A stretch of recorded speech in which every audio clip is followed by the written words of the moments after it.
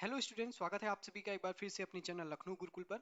आज हम बात करेंगे what is short story. Short story क्या है? अगर हम लखनऊ यूनिवर्सिटी में बीए फर्स्ट सेमेस्टर के स्टूडेंट्स जितने भी हैं जिन्होंने इंग्लिश लिया है, उनके में शॉर्ट फिक्शन का यहाँ पर जो पेपर होता है, अगर हम मेजर वालों के पॉइंट ऑफ व्यू से देखें तो पेपर टू, और माइनर वालों के पॉइंट ऑफ व्यू से देखें तो पेपर फर्स्ट। ठीक है, तो इस पर इसका एक टॉपिक है शॉर्ट फिक्शन का ही, शॉर्ट स्टोरी। सबसे पहले स्टार्ट यहीं से होता है, यूनिट फर्स्ट में आपका ये आएगा। इसके बाद शॉर्ट स्टोरी के जितने भी एलिमेंट्स हैं उस पर चर्चा करेंगे अगर समय मिलेगा तो। लेकिन ये पहले समझना जरूरी है कि शॉर्ट स्टोरी क्या है। और आपको बता दें कि अगर आप यहाँ पे माइनर के स्टूडेंट हैं या फिर मेजर के स्टूडेंट हैं, और पेपर टू अगर मेजर के पॉइंट ऑफ व्यू से, माइनर के पॉइंट ऑफ व्यू से यहाँ पर पेपर फर्स्ट शॉर्ट फिक्शन की तैयारी करना चाहते हैं, कुल मिला के शॉर्ट फिक्शन की अगर आप तैयारी करना चाहते हैं, तो आप हमारे कोर्स को यहाँ पर ज्वाइन कर सकते हैं। यहाँ पर आपको पूरे पीडीएफ नोट्स वगैरह जो हैं बहुत ही सिस्टमेटिक तरीके से मिल जाएंगे। टारगेट गुरुकुल मोबाइल ऐप इसके लिए आप लोग डाउनलोड कर लीजिएगा। ठीक है, तो काफ़ी ज़्यादा हेल्पफुल रहेगा। और मैं एज अ डेमो आपको यहाँ पर प्रस्तुत कर रहा हूँ कि व्हाट इज़ शॉर्ट स्टोरी। इसको हमें समझना है ताकि हम अपने आगे की जो यात्रा है उसको आगे बढ़ा सकें। तो चलिए स्टार्ट करते हैं। हम इसका हिंदी में अनुवाद करके आपको समझाने की कोशिश करेंगे। What is short story? Short story क्या है? A fictional tale of a length that is too short to publish in a single volume like a novel।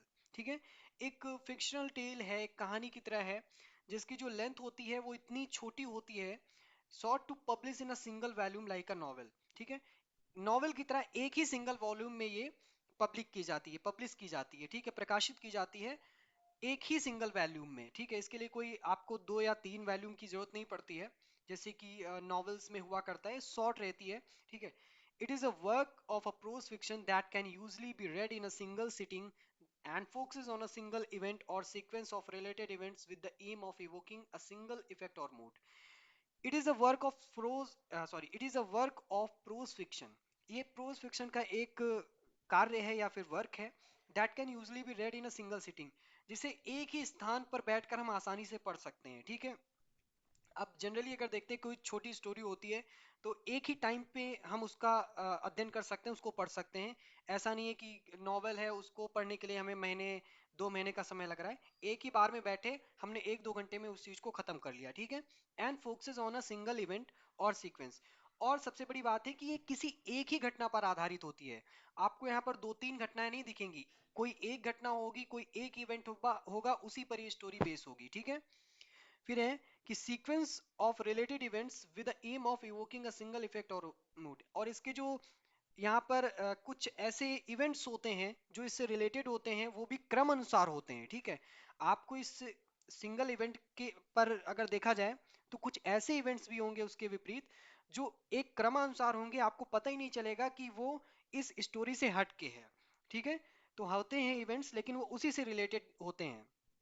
और वो जो इवेंट्स होते हैं वो एक प्रकार से एक प्रभाव को या एक प्रकार की जो मानसिकता है उसको प्रदर्शित करने का कार्य करते हैं। ठीक है, उसको प्रभावित करने का काम करते हैं, एक प्रकार से ऐसा समझिए। ठीक है, कुल मिलाकर के एक ही स्टोरी यहाँ पर बेस्ड होता है, एक ही घटना पर बेस्ड होती है स्टोरी, और वो एक ही तरह के प्रभाव को यहाँ पर, एक ही तरह का जो माइंडसेट होता है उसको क्रिएट करने का काम करती है।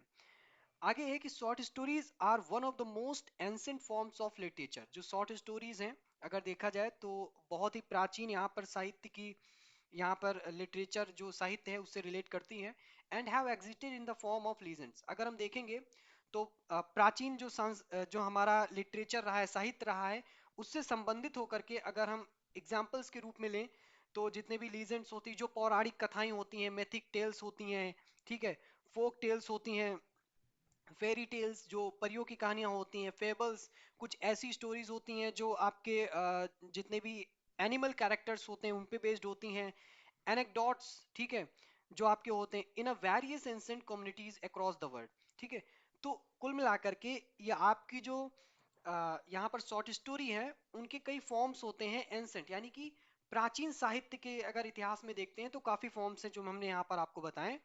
और ये अक्रॉस द वर्ल्ड आपके देखे जाते हैं, पूरे विश्व में इनका कहीं ना कहीं आपको अस्तित्व नजर आएगा। ठीक है, पूरे विश्व में ये बहुत ही शौक से पढ़े जाते हैं, यहाँ पर कहने का तात्पर्य है।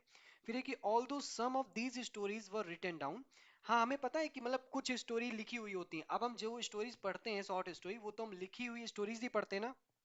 लेकिन अगर देखा जाए प्राचीन समय की बात करें, इन द एंसेंट टाइम, काफी स्टोरीज ऐसी थी, ठीक है, मेजोरिटी में मतलब बहुतायत में अगर देखा जाए ऐसी स्टोरीज थी जो हाथों से लिखी नहीं जाती थी, वो ऑरली मतलब पीढ़ी दर पीढ़ी ट्रांसफर होती रहती थी। अगर एग्जाम्पल लें हम कि हम दादी नानी से कहानियां सुनते हैं, तो ये कहानियां कभी लिखी नहीं गई होंगी, उनको ऑरली ही एक दूसरे से, एक पीढ़ी से दूसरी पीढ़ी, एक जनरेशन से दूसरे जनरेशन में उसको ट्रांसफर किया गया है, ठीक है। तो एग्जाम्पल ये है, जैसे दादी नानी से कहानियां सुनते चले, वो कहीं पे आपको लिखी नहीं मिलेंगी, हालांकि बाद में उसका प्रकाशन हुआ हो तो वो बात अलग होती है।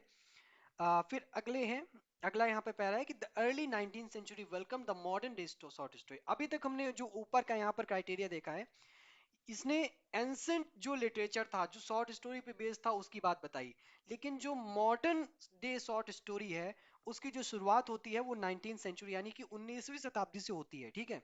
while there is no maximum length to a short story, हमें पता होना चाहिए कि शॉर्ट स्टोरी के कोई यहाँ पर मैक्सिमम या अधिकतम समय सीमा नहीं होती है, सॉरी समय सीमा नहीं कहेंगे, यहाँ पर अधिकतम, यहाँ पर वर्ड लिमिट नहीं होती है, ठीक है, शब्दों की सीमा नहीं होती है अधिकतम, कि शॉर्ट स्टोरी का इतना से इतना शब्दों में होगा तो ही शॉर्ट स्टोरी कही जाएगी, ऐसा कुछ नहीं है। लेकिन the average short story ranges between, लेकिन एक हम अनुमान लगा सकते हैं कि जो एवरेज रहता है, एक औसत रहता है, ठीक है, वो 1000 से लेकर के 7500 शब्दों के बीच में रहता है, ठीक है, लगभग 8000 मान लीजिए, विद सम आउटलियर्स यहाँ पर देखते हैं जो 10,000 से लेकर के 15,000 तक पहुंचते हैं, और कुछ ऐसे होते हैं मतलब जो इसके आगे बढ़ जाते हैं और 10,000 से लेकर के 15,000 वर्ड्स में आते हैं। लेकिन जनरली अगर एक हम एवरेज की बात करें तो 1,000 से लेकर के 7,500 शब्दों की जो सीमा है वो यहाँ पर शॉर्ट स्टोरी में मानी जाती है या एक्सपेक्ट की जाती है, ठीक है।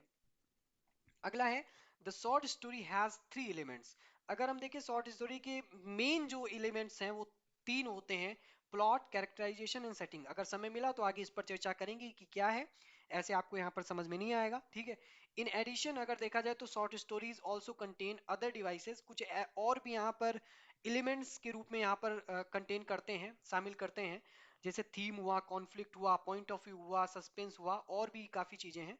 लेकिन मेनली हमारे जो सिलेबस में होगा हम उनका अध्ययन करेंगे, और इनका जो डिटेल आपको मिलेगा, आपको पता है डिस्क्रिप्टिव एग्जाम है, यहाँ पर हमें लिखना पड़ेगा, ठीक है। हो सकता है कि what are the elements of short story ऐसा करके क्वेश्चन आ जाए, तो हमें यहाँ पर पूरा डिस्क्राइब करना पड़ेगा कि क्या एलिमेंट्स हैं, उनके क्या फीचर्स हैं, उन एलिमेंट्स के, इस पर पूरी डिटेल से चर्चा करनी पड़ेगी। इसके लिए आप लोग टारगेट गुरुकुल मोबाइल ऐप को डाउनलोड कर सकते हैं और वहां पर जाकर के जो हम लोगों का कोर्स है उसे आप ज्वाइन कर सकते हैं। ज्वाइन करने के बाद आपको शॉर्ट फिक्शन की जो प्रॉब्लम है वो पूरी तरीके से आपकी शॉर्ट आउट हो जाएगी, ठीक है। यहाँ पर आपको पता चलेगा कि कैसे आंसर को लिखना है, आपको विद क्वेश्चंस आपको आंसर बताए जाएंगे, तो सब कुछ आपको यहाँ पे स्टडी मटेरियल यहाँ पे जो है वो प्रोवाइड कराया जाएगा।